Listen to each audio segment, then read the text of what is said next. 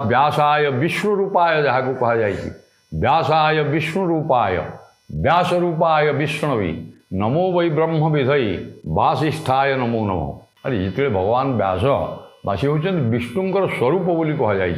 तेणु ये जो ग्रंथ से अमूल्य ग्रंथ अष्टादश पुराण रचना कले आ वेद रचना कले बा वेद को विभागीकरण कले चारि वेद को अष्टादश पुराण रचना कले ये सब लिखा सत्वे तांकर मनरे टिके शांति हेलानी।